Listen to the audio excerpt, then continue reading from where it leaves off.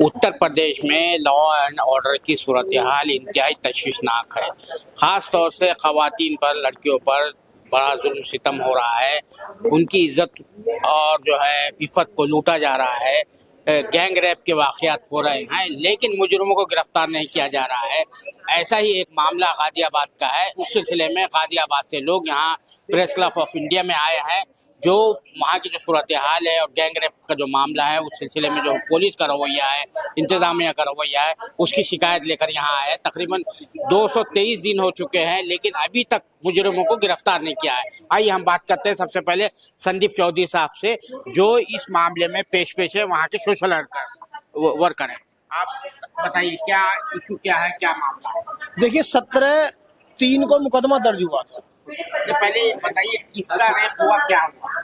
Rape एक लड़की का हुआ, 19 साल की बिटिया है और उसका गैंग रेप हुआ है और 1 महीने में 4-5 बार हुआ है, जिसके एविडेंस होटलों में, जिसकी फ्लैट में ले जाने की पूरी रिकॉर्डिंग और होटलों में ले जाने की पूरे डाटा उसका सब पुलिस ने कलेक्ट भी किया है। पुलिस ने छानबीन भी करी है, तो उसमें बिल्कुल प्रूफ हुए तभी मुकदमा दर्ज हुआ।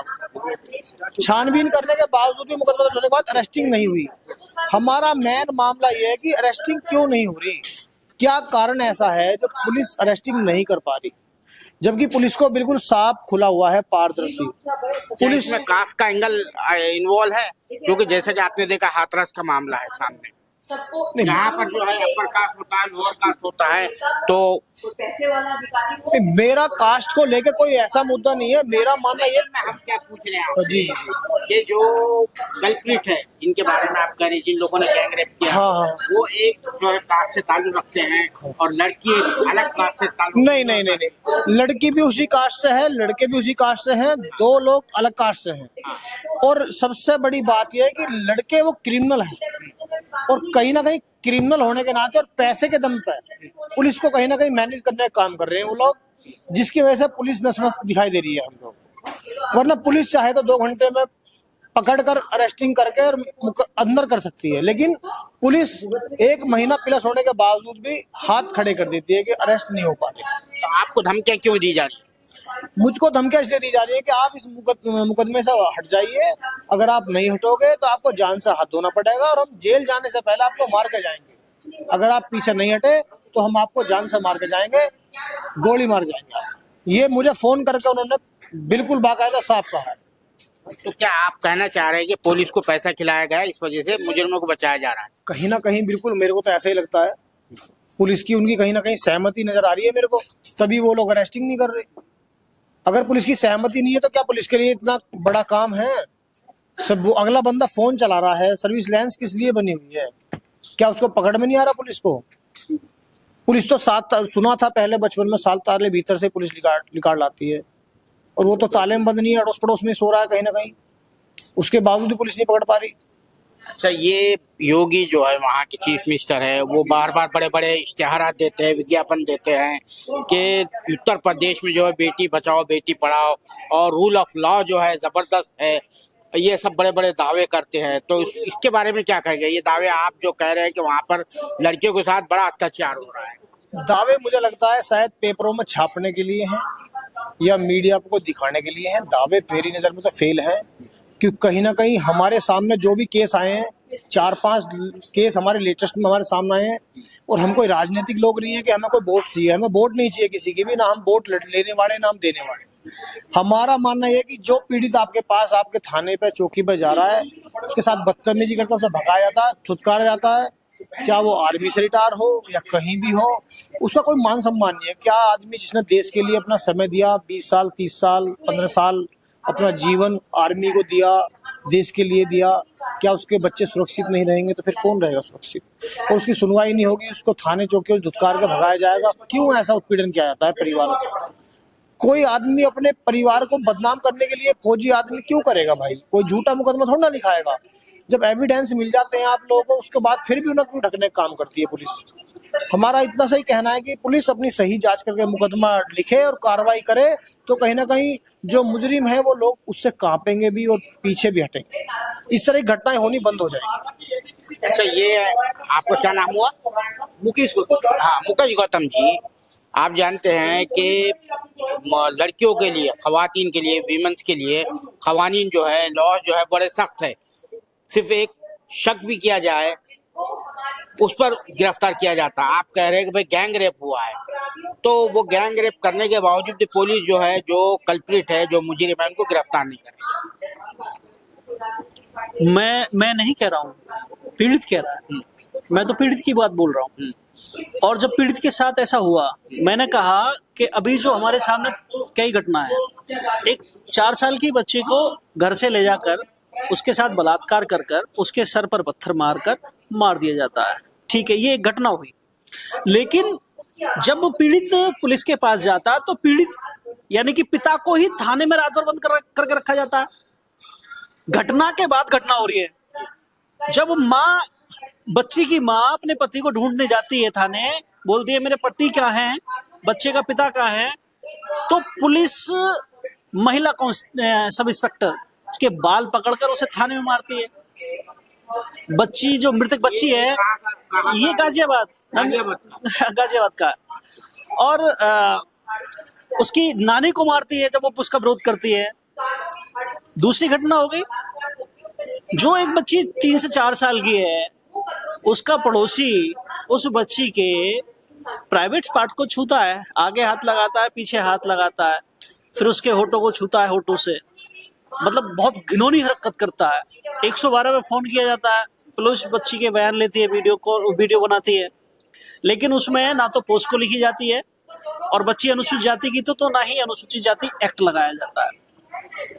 जब ये घटना पूरी तरीके से जो घटना हुई है उसमें दर्ज ना करके हल्का मुकदमा कर दिया जाता है, लड़ाई झगड़े का या दूसरी चीजें कर दी जाती हैं, तो उसके 6 महीने बाद यानी कि 11 मार्च को वही अपराधी, जिनका एक भाई वकील बताया जाता है, राजनीतिक रसूख रखते हैं वो बहुत अच्छा, पीड़ित ने बताया कि उनकी पुलिस के साथ भी बहुत अच्छी साठगांठ है। तो 11 अप्रैल को जब उसकी बच्ची की माँ बाजार जा रही होती है, तो उसके मुंह पर रुमाल लगाकर उसे बेहोश करके गाड़ी में ले जाते हैं और उसका बलात्कार करते हैं, गैंगरेप। और गैंगरेप होने के बाद जब वो फरियाद लेके जाते हैं, उन्हें थाने से भगा दिया जाता है। तो पीड़ित जाता है मुख्यमंत्री जी के पास दरबार में मुख्यमंत्री जी कहते हैं फोन करके कमिश्नर साहब को कि इसमें त्वरित कार्रवाई चाहिए। लेकिन कमिश्नर साहब से जब पीड़ित मिलता है तो कमिश्नर साहब भेज देते हैं इंस्पेक्टर के पास। इंस्पेक्टर फिर कह देता है, पर्ची लेता है, पेज उनका वो लेता है, शिकायत पत्र, उसे लेकर फाड़ देता है और कहता है दोबारा आ गए तो जान से मार दूंगा। किसी तरीके से हमारी जानकारी उसे पीड़ित को मिलती है किसी के द्वारा, वो हमसे संपर्क करता है, तब हम पुलिस के साथ में बात रखते हैं अपनी, तब चीजों को आगे बढ़ाते हैं, तब जाकर उसे मुकदमा पंजीकृत होता है। राजस्थान की जो मैंने घटना बताई, वो घटना तो आपको झकझोर देगी। एक फौजी जो रिटायर्ड हो चुका है, उसका बेटा अपनी बहन के साथ जा रहा होता है, कुछ दबंग टाइप के, अपराधी टाइप के लोग उसकी छोटी बहन को परेशान करते हैं। जब उसके साथ वो बदतमीजी करते हैं तो उनका विरोध करता है। उस दिन उसे छोड़ दिया जाता है, दूसरे दिन उसे अकेला देख के पकड़ लेते हैं, उसे इतना मारते हैं कि उसकी सर की हड्डियां तोड़ देते हैं, उसकी टांग तोड़ देते हैं, पैर तोड़ देते हैं, हाथ तोड़ देते हैं, और पीट कर उसे मार कर ट्रेन की पटरी पर डाल दिया जाता है। थाना नीमका की घटना है, सीकर जिले की। उसके बाद पुलिस ये कहती है कि आत्महत्या की घटना है, जबकि रेलवे का मेमो रिपोर्ट कुछ और कह रहा है, मेडिकल रिपोर्ट कुछ और कह रही है, और एफआईआर कुछ और कह रही है। 223 दिन तक पीड़ित धरने पर रहता है भारतीय जनता पार्टी की सरकार में। 223 दिन तक विधायक भी पहुंचता है, सांसद भी पहुंचता है, लेकिन आज तक गिरफ्तारी नहीं है। आप समझिए किस स्तर तक, क्या कास्ट का एंगल था, कास्ट का एंगल, अनुसूचित जाति का था बच्चा। हाँ, और वो जो मारने वाले थे, अच्छा देखिए, वो विशेष समुदाय के लोग हैं। अच्छा, वो विशेष समुदाय के लोग हैं, प्रिविलेज जो है, कौन जिसको टारगेट करके भारतीय जनता पार्टी ने सरकार बनाई है, वो उस कम्युनिटी के लोग हैं। आप समझ रहे हैं मेरी बात? वो अनुसूचित जाति के लोग हैं, अजय वर्मा, है ना। अब मैं ये कहना चाह रहा हूँ, जहां भारतीय जनता पार्टी की सरकार है, आप क्राइम रेट देखिए क्या है। आप मीडिया का काम कर रहे हैं, आप लोगों की आवाज बन रहे हैं, आप चौथा स्तंभ हैं। जब आप फील्ड में जाएंगे, एक घटना कवर करने जाएंगे, 4 मिलेंगे। क्योंकि आज अपराधी खुला घूम रहा है, और अगर कोई विशेष समुदाय का व्यक्ति है या किसी विशेष कैटेगरी का व्यक्ति है तो उसके ऊपर तो बिल्कुल चलेगा। यानी आप कहना चाह रहे हैं कि कानून का दोहरा डबल स्टैंडर्ड है। कानून तो सबके लिए एक है, लेकिन जो सरकार बैठी है, जो सिस्टम में लोग बैठे हैं, वो इम्प्लीमेंट अपने तरीके से कर रहे हैं, व्यक्ति देखकर, धर्म देखकर, जाति देखकर। आप समझ रहे हैं ना? तो ये सारी चीजें हैं, यानी कि जिस मकसद से आरएसएस और भारतीय जनता पार्टी इस देश में आई थी, वो मकसद में वो कामयाब होते नजर आ रहे हैं। अजारक तो फैल चुकी है, बहन बेटियां चौराहे पर उनके साथ क्या हरकत हो रही है, बाजारों में सुरक्षित नहीं, घर में सुरक्षित नहीं, मोहल्लों में सुरक्षित नहीं है। और एक तरफ नारा लगाया जा रहा है बेटी बचाओ बेटी पढ़ाओ। वो बेटी बचाओ बेटी पढ़ाए का जो नारा है ना, वो भारतीय जनता पार्टी ने अपने कार्यकर्ताओं से बचाने के लिए कहा था कि हम सत्ता में आ रहे हैं, हमारे कार्यकर्ता और हमारे विधायक सांसदों से अपनी बेटियां बचाओ। हम लोग समझ नहीं पा रहे, आप समझ रहे हैं? हाँ। उन्होंने कह दिया पहले ही कि हम लोग सत्ता में आ रहे हैं, हमसे अपनी बहन बेटियां बचाओ। कैसे फटा हुआ? हाँ, बस आप एक मिनट में कह दीजिए, यूपी के चीफ मिनिस्टर और मोदी जी ये कहते हैं बेटी बचाओ बेटी पढ़ाओ, और ये जो क्राइम जो रेट बढ़ रहा है खवातीन के खिलाफ, महिलाओं के खिलाफ, क्राइम रेट तो बहुत बढ़ रहा है। वो बढ़ इसलिए रहा है क्योंकि मुकदमे दर्ज नहीं हो रहे जी। और दर्ज क्यों नहीं कर रहे हैं, ये दिखाना चाहते हैं कि हमारी शासन सत्ता में क्राइम सबसे कम रहा, इसीलिए मुकदमों को दर्ज नहीं कर रहे हैं, और जो पीड़ित है उसको और ज्यादा सताया जा रहा है। मोदी जी योगी जी बेटी बचाओ बेटी पढ़ाओ का नारा लगा रहे हैं। उत्तर प्रदेश में जगह जगह जो है औरतों पर जो है महिलाओं पर अत्याचार हो रहे हैं, और जो उसके कल्प्रिट है उनको पकड़ा नहीं जा रहा। इसके बारे में क्या कहेंगे आप? खुद प्रेस कॉन्फ्रेंस में आई है, ये जो गाजियाबाद की घटना है उसको लेकर सामने आई है। बहुत दुखद है, बहुत डरा देने वाला। पीड़िताएं डरी हुई है और बच्चों की फिक्र होती है हमें कि एक अपराधी इतना ज्यादा परिश्रम करने के बाद भी नहीं पकड़ा जा रहा। क्या ये काम सिर्फ हमारा है कि हम जाकर बार बार पुलिस को बताएं कि अपराधी यहाँ बैठ के खुला चाय पी रहा है, कि पीड़िता घर में कैद हो चुकी है और अपराधी खुला घूम रहा है? ये बहुत सोचने की बात है। ऐसे आप बेटियों को जीते जी नहीं मार सकते कि जहाँ 3.5 साल की बच्ची गेट के बाहर खेल रही है और उसको दरिंदा उठा कर ले गया, बलात्कार करके उसको निर्वस्त्र करके कांटों की झाड़ियों में फेंक के उसका मुंह पत्थरों से कुचल के उसका जबड़ा तोड़ के निकलना नहीं होना चाहिए। तो ये जो कह रहे हैं योगी जी मोदी जी कह रहे हैं बेटी बचाओ बेटी पढ़ाओ, तो ये नारा क्या आपको लगता है खोखला है? कोई इसके अंदर दम नहीं है? ये खोखला होता हुआ दिख रहा है, और अगर ऐसे मामलों पर रोकथाम नहीं हुई तो बहुत तेजी से ये जो नारा है ये शायद खत्म भी हो जाएगा, क्योंकि बेटी बच नहीं रही। हम बेटी को बचने दे नहीं रहे। आप बेटियों को मार रहे हैं, और आप मार रहे हैं क्योंकि आपके कानून लचीले हैं। आप बेटियों को मार रहे हैं। आप एसी के कमरे से बाहर निकलिए, आप बड़ी बड़ी गाड़ियों से बाहर निकलिए, गांव देहात में जाइए, गली मोहल्लों में जाइए, आप देखिए क्या हो रहा है छोटी छोटी बेटियों के साथ। हमने देखा है अपनी आंखों से, रूह कांपती है हमारी, ममता है हमारे अंदर, इंसानियत है हमारे अंदर।